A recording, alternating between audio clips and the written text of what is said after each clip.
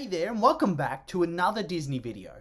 And once again, I find myself in this place, looking back on what I perceive to be a classic Disney film and feeling like it didn't get the recognition it deserved. Feeling like it's completely and utterly underrated, both at the time of its release and even now 20 years on from then. It's just never really achieved the level of appreciation that I think it's earned, both from a commercial standpoint and even to a certain point from a critical perspective.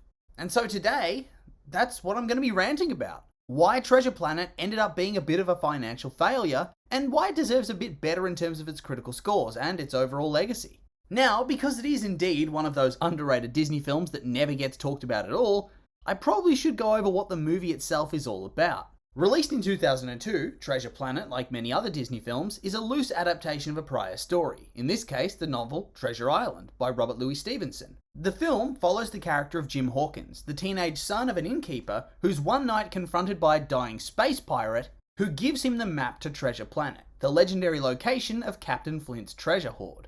And then, before dying, warns him that he's about to be attacked by a pirate crew led by a cyborg. And of course, this does indeed happen, and his family inn is burnt to a crisp, leaving him and his mother homeless and destitute. And so Jim and a family friend, Dr. Dalbert Doppler, make their way to the spaceport to hire a crew so they can sail to Treasure Planet.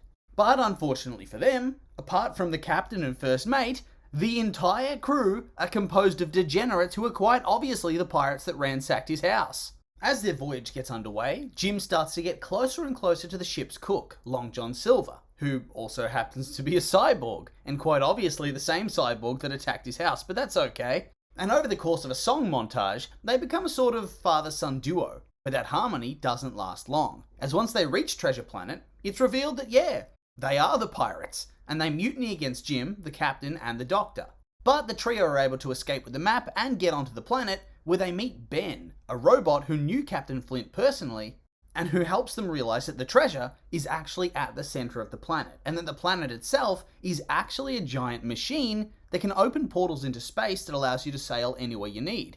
And thus, Flint was able to use this mechanism to become the most feared pirate in the galaxy. And of course, being greedy even from beyond the grave, Flint had rigged the planet to explode if anybody ever entered the treasure room. And they do, and so it does. And so the heroes, alongside Long John Silver and a handful of the surviving pirates, are able to use the portal one last time to escape the explosion and return to the spaceport that they initially left from, with John escaping justice despite all his wrongdoings, but leaving behind the treasure he managed to take with him so that Jim's mum can rebuild her inn, and Jim will be able to turn his life around. And from what I remember as a kid, before this film was released, there was a shit ton of hype surrounding it. I remember ads and toys and posters, deals with every major brand. They really did go hard on the advertising. Hell, I'm pretty sure I still have a Treasure Planet spinning top toy from a Happy Meal somewhere in my closet. And then when the film came out, even as a kid it blew my mind. And upon rewatch as an adult, maybe it's not quite on the level I built it up to in my head, but it still holds up decently well, and it feels like an all-around enjoyable experience. And that's sort of where it left my head. I figured, it must be one of those B-level Disney movies. Films that people loved, but they could recognize aren't exactly top-tier entrants into the list of Disney classics. They're respectable, but not revolutionary. But on a closer look, this film didn't even earn that level of praise and respect. And let's start with the box office. It did badly, very, very badly. Box office bomb badly. And honestly, if I didn't love the film so much, it would be very amusing. The creators had been pitching this thing since the 80s, the same time that Little Mermaid was pitched. They kept saying it's gonna be so big, guys, pick it up. But it never got picked up, no matter how hard they tried. And then when they finally got their chance, when Disney gave them the money, they inflated their budget with new technology and infused classic 2D traditional animation with 3D elements, and then it bombed, and they looked like fools, and the studio felt like they were right in not giving them this chance earlier on. And honestly, a budget of $140 million, that was quite a lot for an animated film back then. Even now that's quite a lot of money. And then on top of that, like I said, there was heaps of hidden advertising costs that didn't get factored into that official budget. So really, they probably lost a whole lot more than just $30 million on this film. A gross of $110 million is just so insanely low. And it just goes to show that obviously not that many people went to see it. Not that many people bought tickets. And really, based on that, it's no wonder it fell into extreme obscurity. Well, as obscure as a Disney animated film can be. And honestly, whilst there's no exact reason as far as I can see as to why nobody went to see it, I do have some theories. And mostly, they simply have to do with the timing and the subject matter. And we'll start with the timing. For starters, we're in the post-Renaissance era here. A decade filled with whimsical and grand adventures, packed filled with songs and exciting fairy tale stories. But at a certain point, I guess Disney decided that enough was enough, and they wanted to move on to new things. But the people weren't ready to move on. And so we had that long stretch during the early 2000s where the films did worse both critically and commercially, with very few exceptions.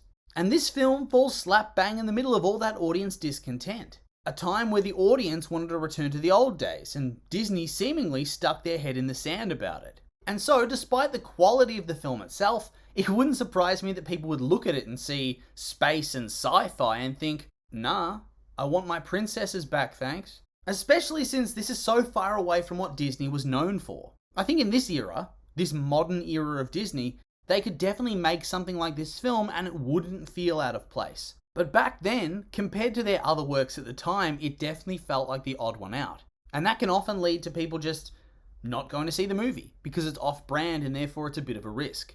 But I don't think that's quite all, because as well as the wider context like we just mentioned, you also need to look at the immediate context of its release. It came out around the same time as Harry Potter and the Chamber of Secrets and The Santa Claus 2. Two pretty big name franchises at the time, and obviously, films that share a big chunk of their target audience with the intended audience of Treasure Planet. So essentially, this B-level Disney flick had to compete with two films that are coming off the back of a very successful first entrant. And as sequels, they already have an established audience. They already have that built-in fan base. They already have that previous success. They're already a draw simply by virtue of their title. Treasure Planet didn't have that going for it, and thus it really wasn't set up for much financial success at the time of its release. And so that's why, in my estimation at least, Treasure Planet failed to captivate at the box office and became yet another in a list of financial failures for Disney at the time. But at least it has a respectable critical score, right? Wrong! And don't get me wrong, I don't think the film has a terrible score. I mean, it could always be worse. But a 69% on Rotten Tomatoes? A 60 out of 100 on Metacritic?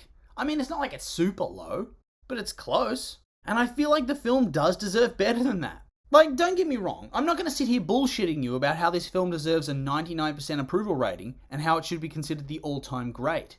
I'm not that ridiculous. I know the film is merely good, not great. But I think something in the mid to high 70s would be more reasonable than a meager 69% or 60 out of 100.